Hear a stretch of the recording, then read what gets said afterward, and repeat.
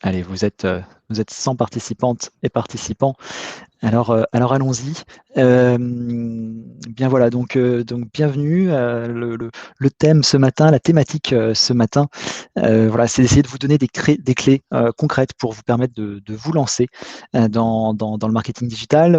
On va essayer de tenir une vingtaine de minutes pour vous présenter quelque chose qui est très large malgré tout, mais l'objectif c'est de vous donner voilà, quelques pistes, et puis après on se laissera un petit temps pour des questions-réponses.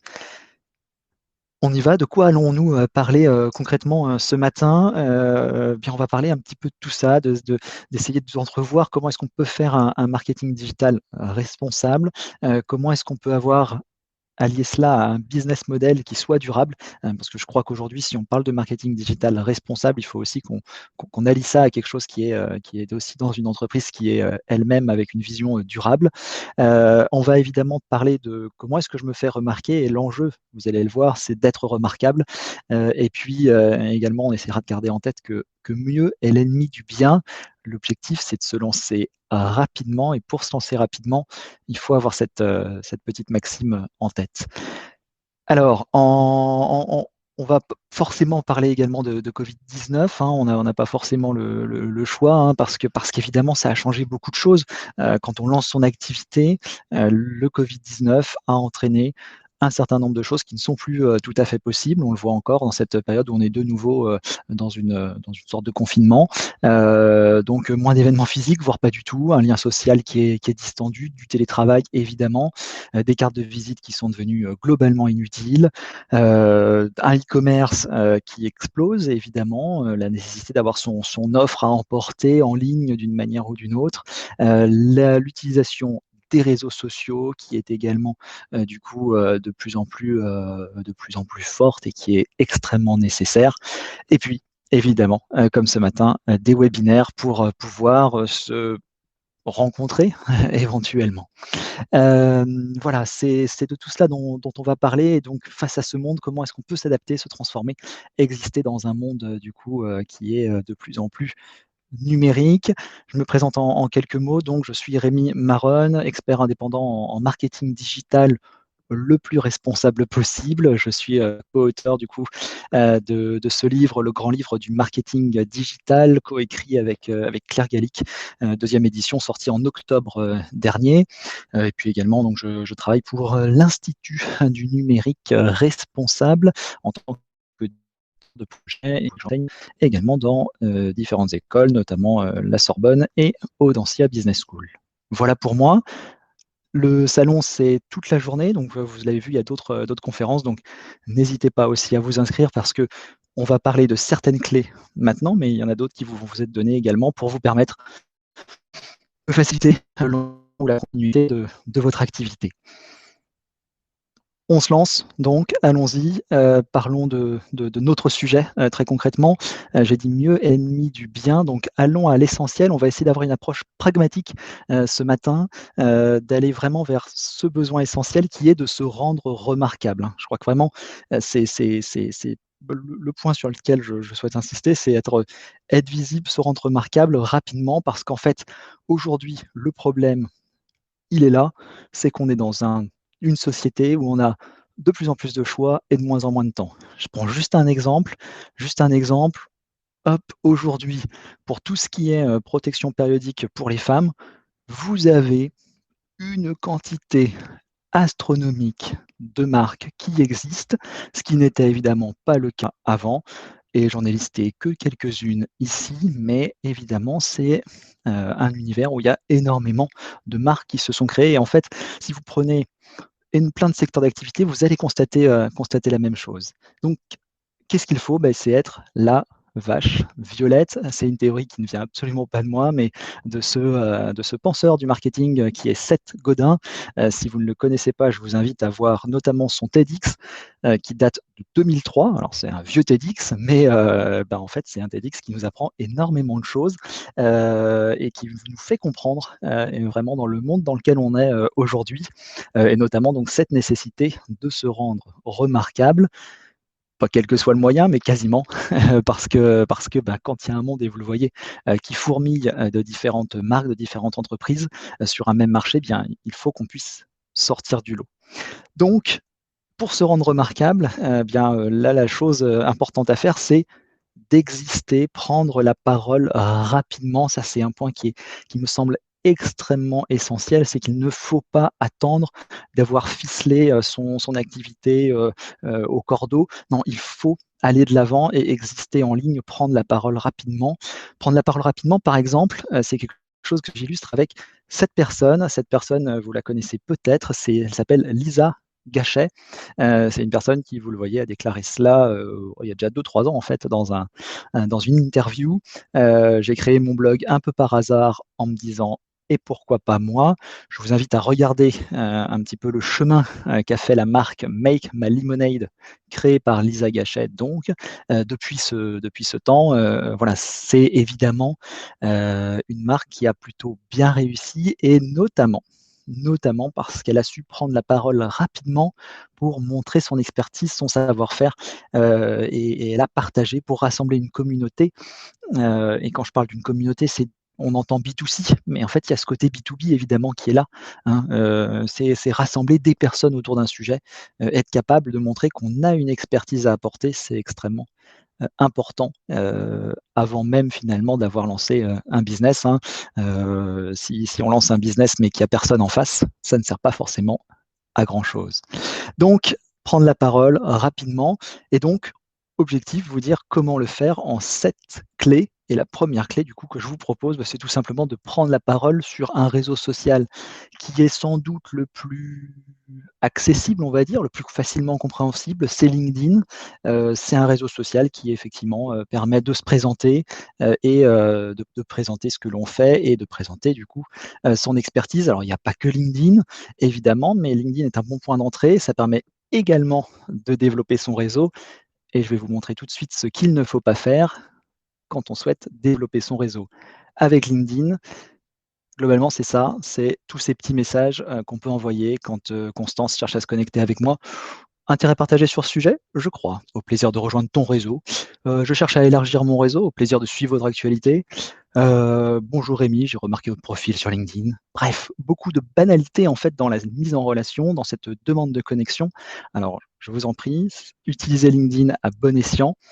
C'est une très bonne chose, faites-le, essayez de créer du lien, mais en revanche, choisissez vos moyens de connexion. Ça sert à rien d'amasser du réseau pour amasser du réseau. Faites-le en me donnant du sens et quand vous contactez quelqu'un, mettez un message qui a un lien avec ce que vous venez de partager avec la personne. Si vous étiez dans le même webinaire comme à l'instant et que vous remarquez un participant, qui peut avoir de l'intérêt pour une relation commune, faites-le lui savoir, mais créez du lien, ça ne sert à rien d'accumuler du réseau pour rien. Donc, développez votre réseau sur LinkedIn, prenez la parole sur LinkedIn, prenez la parole sur d'autres réseaux sociaux si vous le souhaitez, mais prenez la parole, montrez votre expertise. Ça, c'est la première clé. La deuxième clé, du coup, c'est ne misez pas tout sur les réseaux sociaux. D'accord. J'entends de plus en plus, de temps en temps, finalement, quel est l'intérêt de créer un site web puisque quasiment sur les réseaux sociaux, on peut recréer quelque chose comme un site internet. Eh bien, tout simplement pour ce genre de choses que je vous montre juste après. La problématique, c'est qu'avec les réseaux sociaux, bien rien n'est jamais garanti.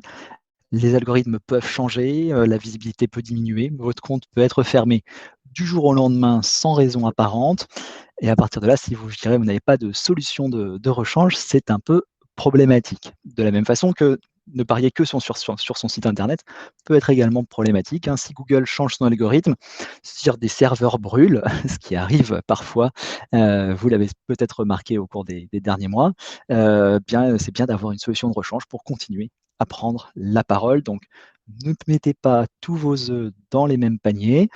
Choisissez les réseaux sociaux pour prendre la parole, mais également votre site internet. Si vous ne savez pas quelle solution adopter, allez au plus simple. Vous voulez un site vitrine, prenez WordPress. Vous voulez faire une boutique en ligne, prenez Shopify. Il y a d'autres outils qui existent, mais vous voyez que ceux qui sont les plus utilisés sur le marché sont ces 2-là, et qu'ils permettent de faire des choses, extrêmement, intéressantes.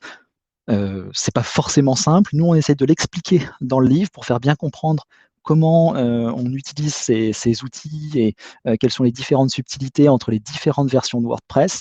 Mais vous le voyez, WordPress aujourd'hui, c'est un peu plus de 40 de part de marché des sites internet, donc c'est colossal comme prise, je dirais, sur le marché du site web et en même temps, c'est un outil qui est extrêmement intéressant pour créer son site. 2 clés donc, les réseaux sociaux, le site web. Troisième clé, que je vous donne, trouver votre singularité. Alors qu'est-ce que je veux dire par là?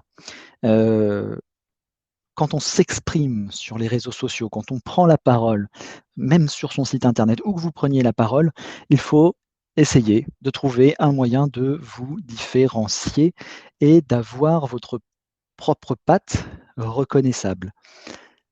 Exemple, bien, ce n'est pas valable que sur les réseaux sociaux ou sur internet, mais premier exemple, la ville de Nantes, elle a trouvé sa singularité avec cet éléphant et d'ailleurs, elle a fait même des émules. Elle a trouvé également, la ville de Calais qui lui a demandé de créer une machine de ce type-là et donc vous avez maintenant le dragon de Calais. On va chercher sa singularité pour être remarquable. On va chercher sa singularité pour être remarquable donc et sur les réseaux sociaux, bien, on va essayer potentiellement de faire un petit peu la même chose. Je vous présente cette personne qui s'appelle, alors j'ai toujours du mal à dire son nom, hein, Bedav Fit Coach sportif. Je vous invite à voir son compte. La photo de profil n'est pas vraiment le reflet, en fait, de ce qu'il fait. Moi, ce qui m'intéresse, c'est non pas le contenu d'ailleurs, mais vraiment la forme. À chaque fois que David prend la parole, j'imagine qu'il s'appelle David, hein, d'ailleurs je le suppose, mais à chaque fois qu'il prend la parole, eh bien, vous le voyez, à chaque fois qu'il prend la parole, alors son truc, c'est de faire des comparatifs produits, ce qui est pas très, très original en soi, hein, mais son truc, quand il prend la parole, eh bien, regardez bien la mise en scène, elle est toujours la même. Cette fleur dans la bouche qui est là et ce fond vert sur lequel il se prend en photo, toujours, toujours, toujours la même façon et bien, à minima, même si vous ne retenez pas son nom, si vous ne retenez pas exactement, là où vous l'avez croisé, vous retiendrez le fait qu'il a une fleur dans la bouche à chaque fois qu'il propose son comparatif, produit et en plus également, eh bien, ça m'amène au point suivant. Si vous regardez sa façon de s'exprimer, eh bien, on note, à chaque fois le même vocabulaire. «Salut à tous les gens et Jeanne Mich», c'est comme ça qu'il appelle sa communauté, ça fait plaisir. Et bien, c'est à chaque fois quelque chose qui revient dans ses posts. Et pourquoi ça m'amène au point suivant? Eh bien, tout simplement parce que dans le point suivant, je vous parle plutôt de la ligne éditoriale. D'accord? Là, on a vu trouver sa singularité, je dirais, dans la forme, dans «l'apparence» entre guillemets. Là, on va plutôt parler de gérer sa ligne éditoriale, donc vraiment dans l'écrit et ce que je trouve intéressant avec cette entreprise qui s'appelle Pédaleur, eh bien, Pédaleur, elle offre du coup des enfin, elle propose, elle vend des box, spécifiques pour les cyclistes avec des accessoires liés au vélo et ici, eh bien, vous voyez que dans sa manière de s'exprimer, elle utilise le vocabulaire qui est lié, complètement au milieu du cyclisme, la flamme rouge, le gruppetto, c'est évidemment, très malin de sa part pour créer son propre vocabulaire. Ça, c'est du B2C. En B2B, également un exemple que je trouve assez intéressant, ici, qui s'appelle Olbia Conseil, qui est une agence, de communication RP et qui a le malin, je dirais l'astuciosité, de commencer chacun de ses tweets une fois par semaine, par cette semaine, avec le numéro de la semaine, Olbia a appris que. Vous avez l'impression que le tweet est un peu indigeste, je vous l'accorde, mais en réalité, ce qui est extrêmement intéressant là-dedans, c'est que ça leur donne leur identité parce que en fait, à chaque fois qu'il y a cette semaine avec le numéro de la semaine, Olbia a appris que, il y a une information avec de la valeur ajoutée derrière qui vient dire: «Regardez les news dans le milieu, sportif», globalement, hein, c'est à peu près ça et bah, ce qui est intéressant, en fait, c'est que comme ça délivre de la valeur, eh bien, il y a d'autres personnes qui s'approprient ce langage et qui fait qu'elles vont tweeter également, en parlant de la même façon que Olbia. Donc mon vocabulaire, c'est quelque chose qui est extrêmement important à soigner et je dois trouver mon identité dans le vocabulaire, dans la manière dont je m'exprime sur les réseaux sociaux, mais sur son site internet également et avec d'autres leviers, marketing bien sûr. 4 clés, déjà qu'on a vues ensemble, il en reste, 3. La cinquième du coup, c'est proposer son offre sur internet et là, évidemment, quand on parle, d'un monde, confiné, hein, parce que malheureusement on en est évidemment encore là, cette cinquième clé, elle est évidemment capitale. Alors comment on fait pour proposer son offre sur internet? J'essaie de vous donner plusieurs pistes, d'accord? Parce qu'évidemment, c'est pas toujours simple, hein, selon en fait, le modèle d'entreprise que l'on a, c'est pas forcément simple. Donc quelques pistes. Bon, vendre en ligne, si on a des choses, à vendre en ligne, c'est assez «facile» entre guillemets. C'est-à-dire qu'on peut aller rapidement en ligne grâce à des outils comme Shopify, par exemple. Deuxième chose, créer des méthodologies interactives adaptées spécifiquement au web. D'accord? Je transforme mes ateliers en présentiel avec, de la technologie en distanciel. Je pense qu'un certain nombre de personnes l'ont fait, il ne faut pas hésiter évidemment à l'exploiter. Bien sûr, il y a des outils interactifs qui permettent, de le faire et vraiment de travailler cela. Participer à des webinaires comme ce matin et essayer d'interagir, ça permet de se faire remarquer. Utiliser des espaces de discussion privés. Vous avez, dans pas mal de webinaires, je ne sais pas, exactement, comment la solution le gère ici, mais la possibilité, d'échanger dans des espaces de discussion privés. Donc c'est intéressant pour interpeller des personnes et créer un semblant de lien. Parier sur des réseaux et des engagements associatifs, ça évidemment c'est important aussi. Si je m'engage associativement, je vais bénéficier de choses en retour. C'est quelque chose hem, qui est assez logique. Pour ma part, je suis engagé avec une association qui s'appelle Force Femmes. J'en attends pas plus que mon engagement, hein. Je suis ravi de le faire et d'aider, du coup des femmes, en l'occurrence de plus de 45 ans, à créer leur site internet et c'est mon engagement. Mais évidemment, en fait, en retour, j'ai des choses qui arrivent et c'est pas le but premier de mon engagement, mais c'est évidemment des choses qui se passent et donc il faut avoir cette, je dirais ces éléments-là en tête, parce que c'est un moyen également de développer son réseau. Développer son propre réseau en réunissant, des personnes autour d'un sujet, hein. Bon là, c'est un petit peu plus difficile, mais l'enjeu, c'est bien cela. Apprendre à coder, pourquoi pas? Il y a plein de méthodes en ligne qui existent pour apprendre à coder. Créer vous-même des webinaires, bien sûr et puis dernière chose, analyser des problématiques actuelles, proposer des solutions, notamment du coup en prenant la parole sur un site internet, sur un blog, par exemple. Voilà, évidemment, moi, mon souhait, c'est pas de dire, «Il faut que tout passe en ligne», hein, parce qu'en fait, on a tellement, voilà, il y a des choses très intéressantes qui peuvent se passer en ligne, mais souhaitons qu'aussi on puisse, de nouveau développer notre réseau, en présentiel, dans des événements physiques, dans des vraies relations sociales, parce que ça nous manque évidemment. Mais en tout cas, voilà des palliatifs, je dirais et des possibilités de rebondir et de proposer des choses, différentes. On continue. Du coup ah oui pardon, c'est vrai que j'avais cette image que j'ai rajoutée dernièrement. Voilà, même quand le click and collect, n'est pas forcément adapté à votre cible, ici c'est une boutique petit bateau, qui, se met au call and collect. Alors, ça peut faire sourire, ça me fait sourire, mais voilà, c'est quelque chose qui est une bonne idée également. Si je vois que ma cible n'est pas tout à fait adaptée, ou que j'ai pas l'offre qui est disponible sur mon site internet, eh bien, sur les boutiques, sur la vitrine de ma boutique, je peux aussi placarder des choses comme: «Allez, on se met aussi on vous accompagne par téléphone» et ça peut être aussi un moyen de faire perdurer votre offre. Sixième clé, il en restera une, dernière du coup après celle-ci, être responsable, oui, c'est quelque chose qui est extrêmement important. Je l'ai dit au début de cette conférence, on peut pas faire du marketing comme hier, enfin en tout cas je ne crois pas. Pourtant le marketing digital a beaucoup de travers et on reçoit beaucoup trop de sollicitations, trop de sollicitations non ciblées, non voulues, je ne peux que vous inviter à ne pas entrer, dans ces cercles-là, à proposer d'autres choses que, des stéréotypes, que l'on peut voir comme ceux-là. Proposer d'autres visions également en fait, du monde, hein. Le management, c'est des femmes et des hommes, pas que 2 hommes qui se regardent, en tête à tête, comme cela. Donc bien penser à ces éléments de parité, de lutter contre des stéréotypes, d'éviter de faire des choses de ce type-là, en disant: «Dans un monde parfait, la journée des femmes n'existerait pas». Alors, je c'est la ville de Vincennes, là aussi, qui proposait ça. Alors, je vous rassure, enfin, je rassure la ville de Vincennes, hein, la journée des femmes n'existe pas, hein. On parle bien de Journée internationale des droits des femmes. Alors c'est pareil, Google a eu un peu de mal en 2019, hein, la Journée internationale des droits des femmes est devenue la Journée internationale de la femme. En 2020, c'était un peu mieux, hein, on est passé sur la Journée des droits de la femme. Bon, un petit progrès. Et puis en 2021, enfin, on est arrivé à la bonne réponse. C'était donc un petit peu long. Et pourquoi je dis ça? En fait, parce que, là où je veux vous amener et vous faire réfléchir, c'est dire, bon, tout ça, c'est des opérations, des événements qui ont lieu et qui sont, pour certains intéressants, pour d'autres un petit peu moins. Hem mais si je veux rebondir sur cela, qu'est-ce que je peux faire? Ce que je peux faire, c'est donner du sens, en fait, à cela. Plutôt que de proposer 30 de réduction aux femmes, ou leur offrir des roses, on peut faire des choses qui sont nettement plus intelligentes.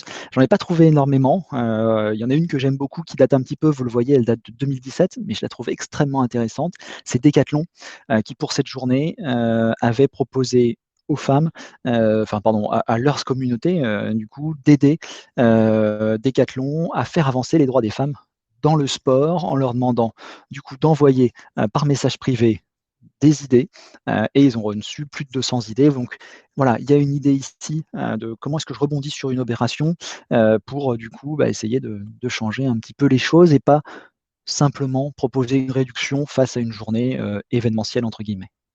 Donc, donner du sens à ce que je fais et également du coup, ben, changer les stéréotypes. Je reviens du coup à cette première image que je vous ai montrée, sur le constat.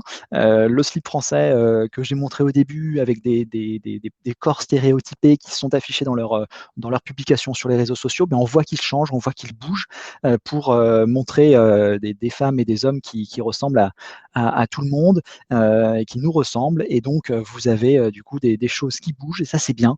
Et il faut que ça continue, il faut qu'on aille dans ce sens-là. Ça plaît, en plus ça fonctionne. Vous voyez que les cibles, réagissent, donc donner du sens à son marketing. Alors bien sûr, je vous montre des exemples, le tout est d'arriver à transposer, derrière dans vos problématiques, mais donner du sens, lorsque vous abordez ces sujets-là, c'est extrêmement important.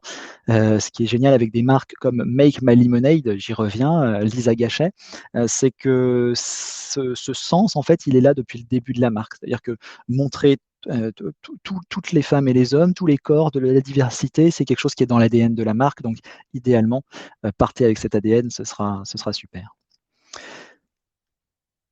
On va pas parler d'écriture inclusive, sinon on va jamais terminer cette conférence, mais c'est aussi un élément qui est important quand on veut donner du sens, réfléchir à cette question-là. Je vous invite à lire, mon article sur mon site internet.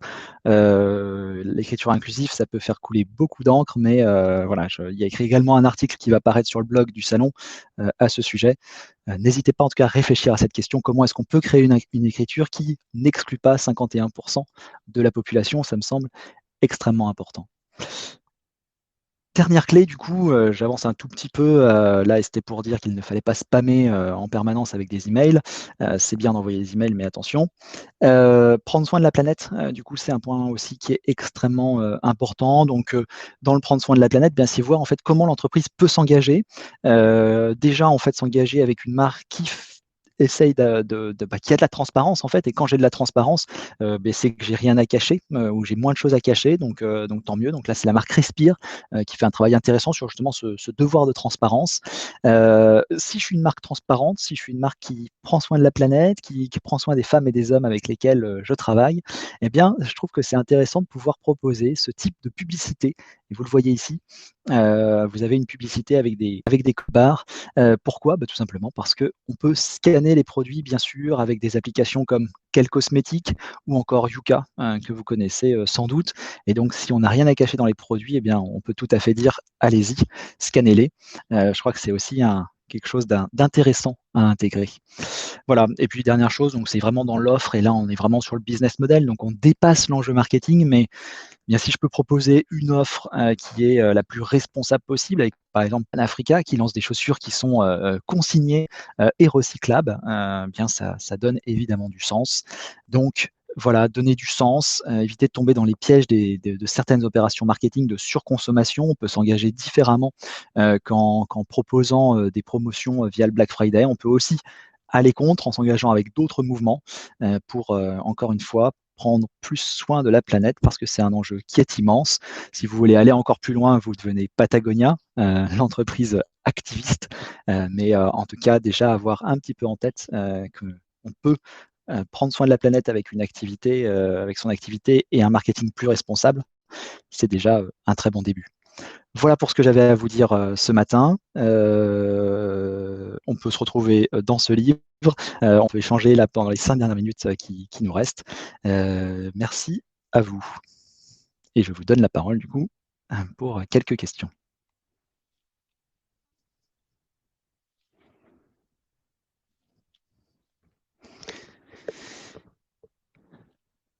Alors, je les prends un petit peu dans le chat, mais n'hésitez pas, si genre si je vois d'autres questions passer, mais je vois Julie, un freeware, performant pour la création de sites internet. C'est difficile, hein, il faut mettre un petit budget, payer, moi je trouve que Squarespace est vraiment un outil sympa, pour un budget tout à fait raisonnable. Un outil gratuit vous permettra pas de créer un site internet, heu un site internet intéressant. Wix c'est un bon outil un petit peu lourd, je trouve. Après je dis que c'est des bons outils quand on veut, créer son site tout seul. Nous ce qu'on explique dans le livre, c'est, malgré tout également, de se former un petit peu, pour dépasser ces solutions-là et d'accéder à un site, réalisé avec WordPress. C'est des choses qui sont possibles aussi si on prend le temps de se former, un petit peu, et ça ne nécessite pas forcément de connaissances techniques, fortes. Que pensez-vous de Kajabi? Alors, Patricia Kajabi, je ne connais pas, mais n'hésitez pas à préciser peut-être, dans votre question de quoi il, s'agit. Comment avoir un marketing responsable? J'ai abordé quelques pistes, Johanna, mais évidemment, il y a ces éléments de parité qui sont essentiels, de bien comprendre, les enjeux environnementaux et d'essayer de faire attention quand on rebondit sur une opération, marketing, aux impacts que ça peut avoir. Je pense au Black Friday, bien sûr. Il y a les enjeux d'éthique. Est-ce que j'assomme ma cible avec des sollicitations non voulues, par email? Est-ce que j'envoie un email tous les jours, à travers ma base de données ou est-ce que je temporise, je segmente? Et puis des notions d'inclusion également, c'est-à-dire comment est-ce que je rends mon site internet le plus accessible possible? C'est aussi, pour moi un point essentiel. Comment je fais en sorte que mon site ne s'adresse pas à, seulement, 80 de la population, mais prenne en compte également les différentes formes de handicap, qui peuvent exister. Je pense notamment, voilà, aux personnes qui peuvent être malvoyantes. Comment je leur offre un site donc accessible. Quel temps consacrer à la communication? C'est difficile à dire. En tout cas, il y a un enjeu, je dirais, à évidemment faire connaître son offre et la développer. Enfin, faire connaître son offre, c'est vraiment un enjeu essentiel.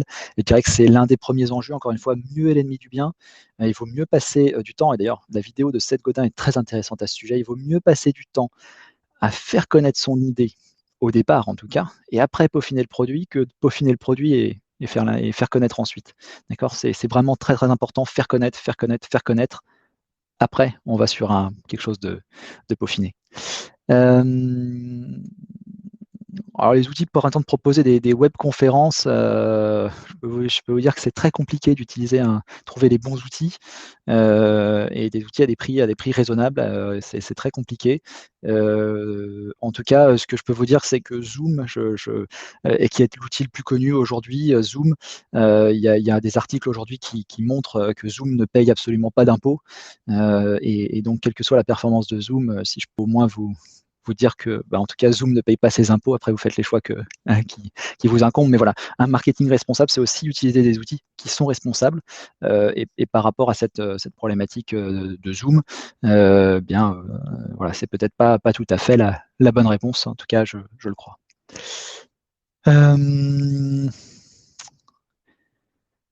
Les paiements en ligne, je vous recommande vraiment, alors vous avez une solution qui est française, qui est très bien. TPE-PME, Payplug, c'est une solution qui est top. Vous pouvez du coup très facilement avec Payplug, mettre, une page de paiement à disposition de n'importe qui. Vous mettez un prix, un produit, et ils vous font ça. Payplug, c'est super. Hem, des conseils d'organisation, alors là, ça va être un petit peu long pour vous donner cela, mais en tout cas, moi, ce que je pense vraiment en élément essentiel, c'est de ne pas se disperser avec trop de moyens. Si déjà vous avez un site, un moyen d'envoyer des emails et un réseau social à entretenir, c'est déjà très bien. C'est-à-dire que vous envoyez des newsletters régulièrement avec une base que vous constituez, un site internet que vous alimentez et un réseau social que vous animez. C'est déjà très bien. Ne partez pas avec l'ambition de vouloir être présent partout, ça ne marcherait pas. Que la plateforme responsable peut remplacer Zoom, encore une fois difficile. ClickMeeting, c'est une plateforme qui est, alors je crois que c'est polonais si je dis pas, donc c'est l'Union européenne. Si je dis pas de bêtises, c'est la Pologne, ouais c'est ça, donc c'est l'Union européenne, et donc c'est conforme à RGPD. Donc ClickMeeting, la plateforme sur laquelle on est aujourd'hui, pour moi, c'est une solution qui me semble bien. Reste la question de la consommation énergétique, je l'ai pas forcément, mais voilà. Mais sinon, donc une plateforme responsable et qui en plus est performante et pas trop chère, c'est difficile. Il y a une solution française qui s'appelle Livestorm qui est intéressante. Les prix sont un petit peu plus élevés, je crois. Donc c'est pas simple. Voilà. Combien de temps faut-il pour créer son site internet? Honnêtement, si vous suivez la méthode qui est dans le livre, dans notre livre, moi j'estime qu'il y a une grosse semaine de travail pour déjà se mettre un petit peu dans le bain et puis ensuite créer le contenu. Donc il y a une grosse semaine de travail. Mais je trouve que pour un premier site internet, là aussi, petit conseil, plutôt que de dépenser 4 à 5 000 euros en fait, dans un premier site internet, vous n'allez pas savoir comment l'alimenter, le mettre à jour, parce qu'un site internet, c'est pas juste une page vitrine, c'est un site qu'on doit alimenter régulièrement. Mettre de l'argent dans quelque chose, en fait, qui va être juste une vitrine, qui ne sera pas forcément visible au départ, ça vaut pas forcément le coup. Donc je pense que c'est bien de passer un petit peu de temps sur son premier site, quitte à après, pouvoir faire passer une agence, choses comme ça. Ça me semble bien. Un outil pour envoyer des newsletters, vous utilisez Sendinblue, qui est une entreprise française. Ça me semble très très bien.